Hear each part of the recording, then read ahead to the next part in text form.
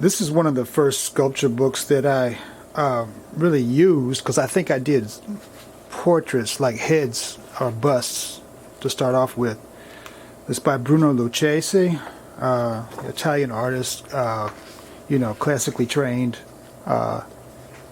and it starts off with some of his work here, figurative work, and then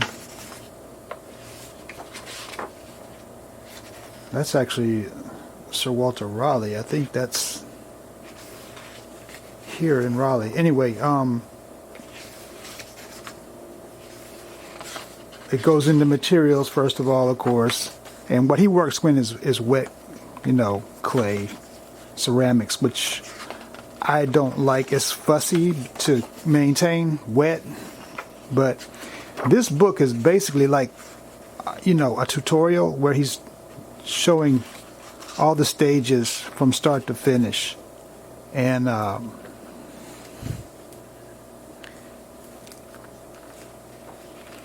it's like a tutorial, like I said, and it's not a lot of text, where you can follow how he's roughing it in, and then he's doing the features, and then adding hair. You see, this is all kind of roughed in, but then he comes back and smooths all that out as far as the neck and anatomy and all of that. And it's like a sort of classic Italian features too, I think, which he tends to do. And I really kind of went step by step with some of my first sculptures that were busts, and used this. I found it really helpful, even though I was using plastiline and then I pulled a mold. But he's very well trained, unlike myself. I'm self-taught on technique, even though ostensibly I have higher education degrees. Anyway, there's still kind of a rough finish, but everything's in the right place. So yeah, this book did help me a lot. Bruno Lucchese.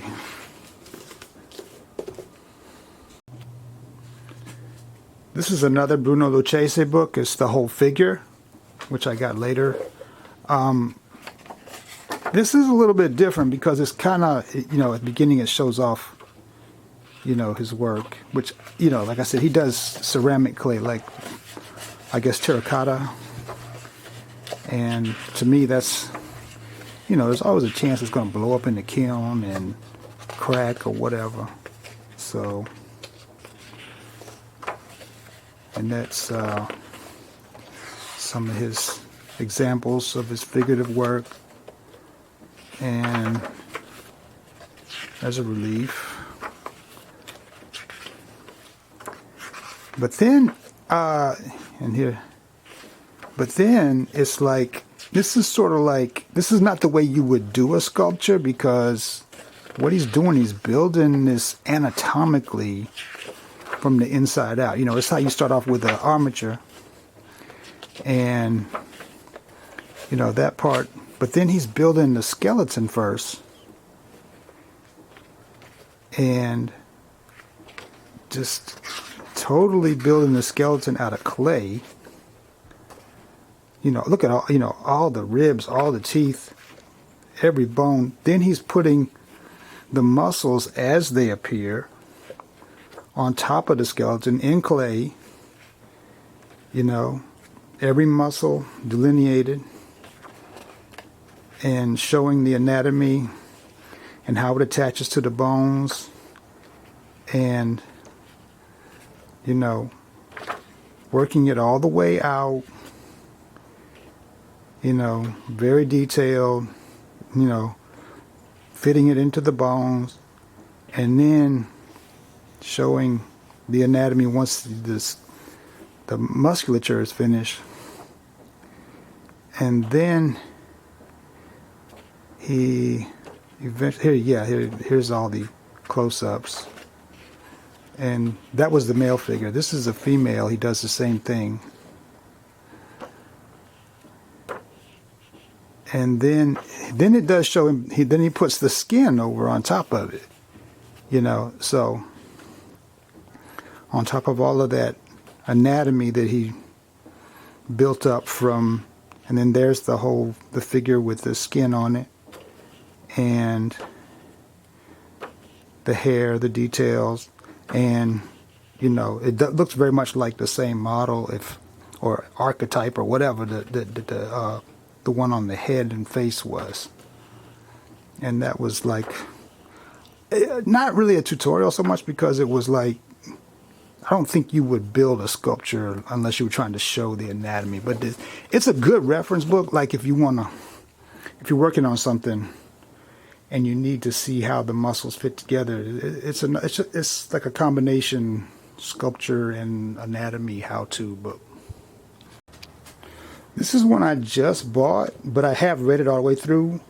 Figure Sculpting by Philippe and Charisse Faraut. This is a really good book, and I read it all the way through, and it's very thorough. And I mean, they're using ceramic clay too, I think. But this is more like what I want to be able to do, or I have done, is this whole, you know, realistic figurative work. And it's got the armature, it's got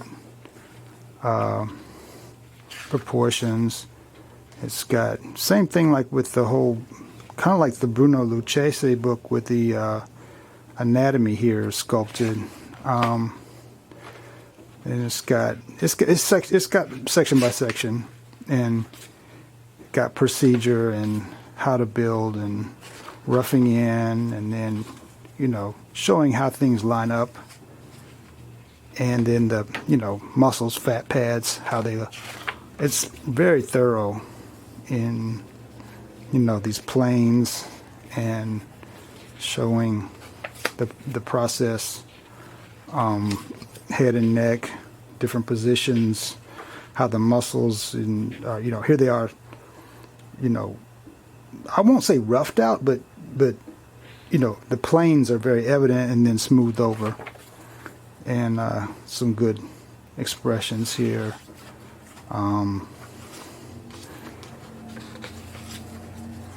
Different examples of the head. Then it goes to the torso.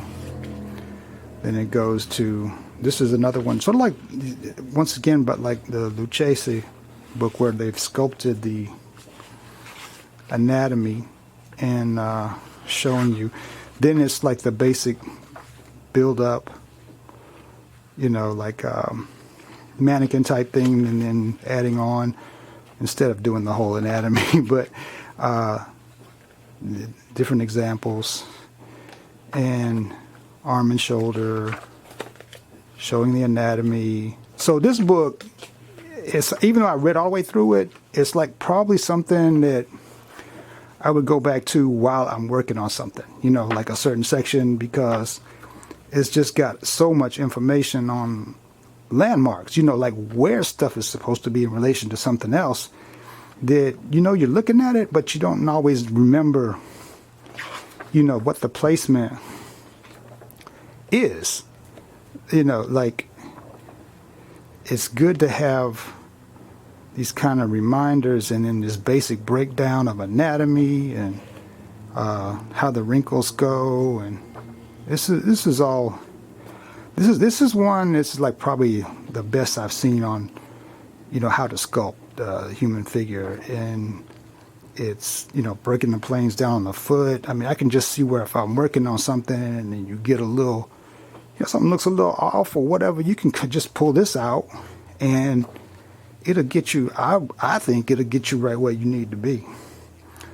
So I was kind of excited looking through this, and kind of made me want to get back into sculpting as soon as I can get my space organized and my life and every damn thing else, I guess.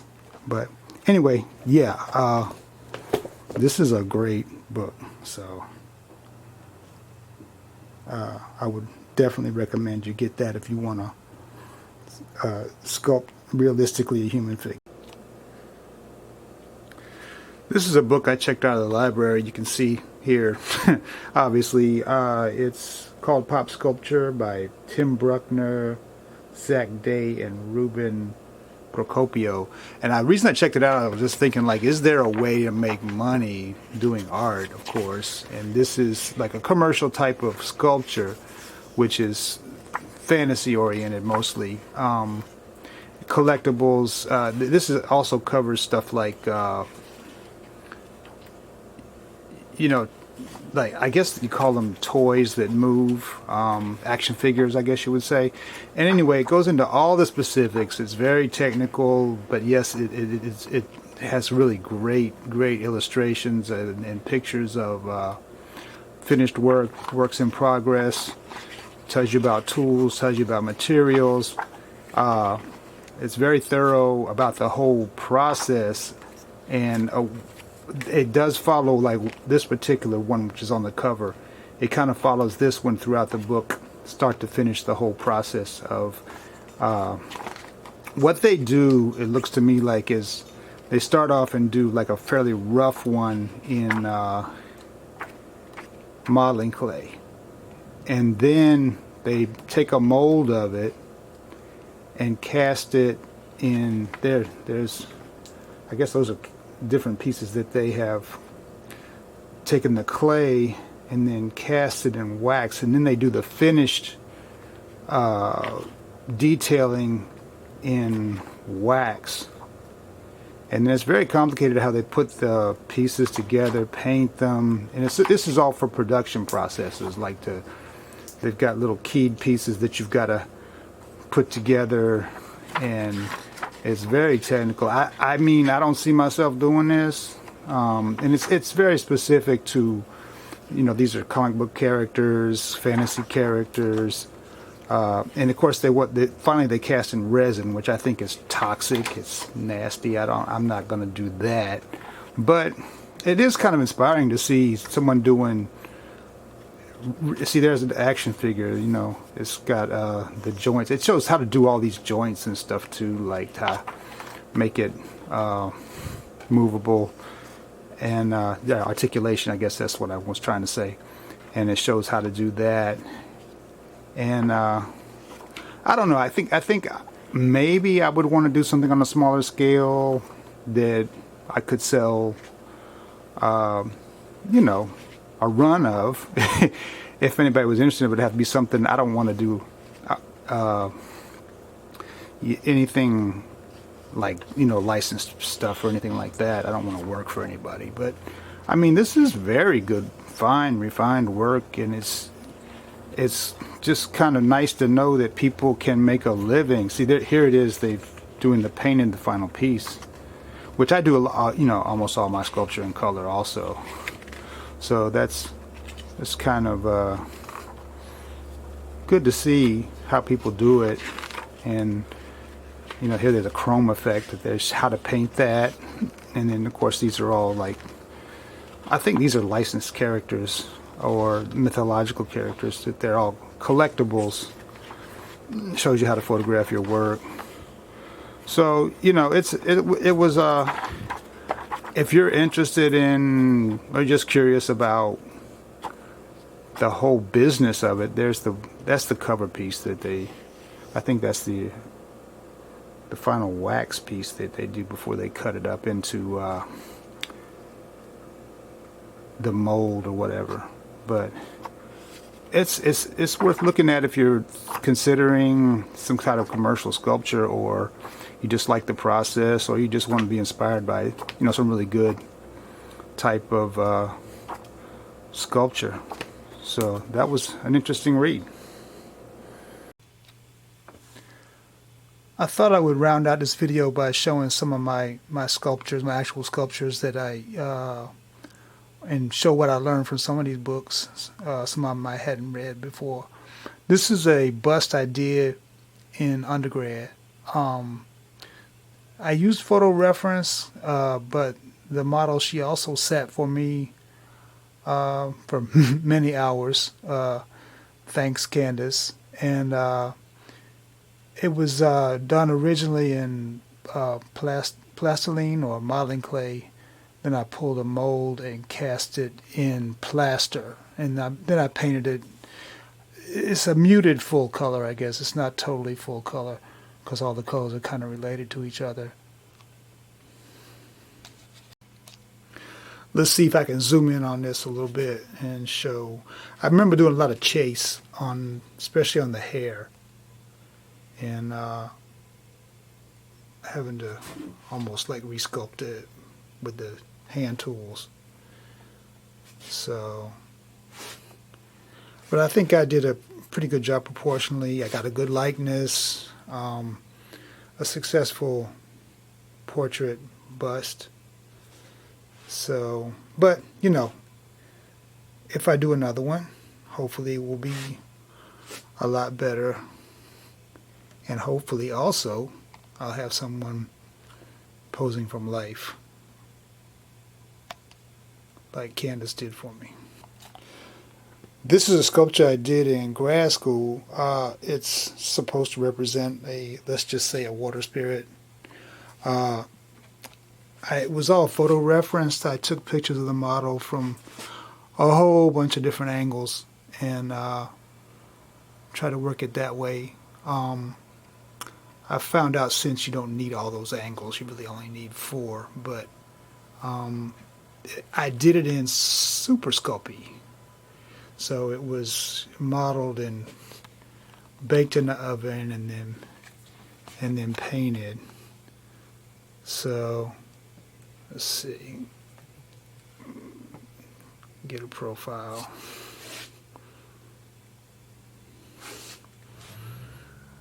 The feet are a little oversized because I was trying to stand it up.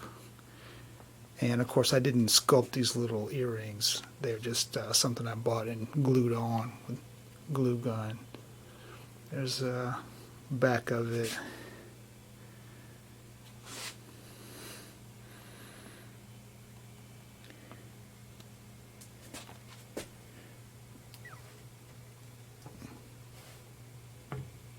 So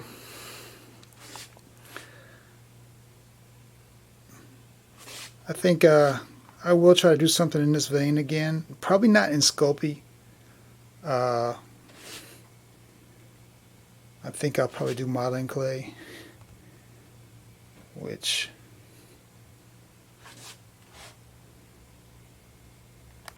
let's hope am I losing the focus here? Okay.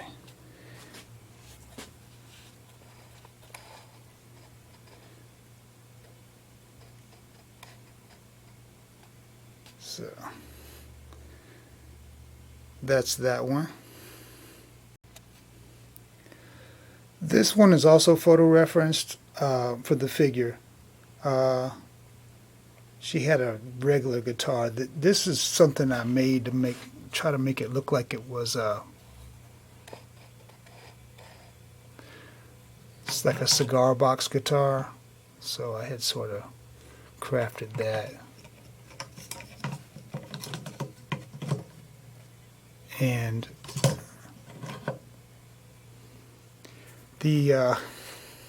once again, I took a bunch of reference photos from a whole bunch of different angles in this position, and then I sculpted it from there.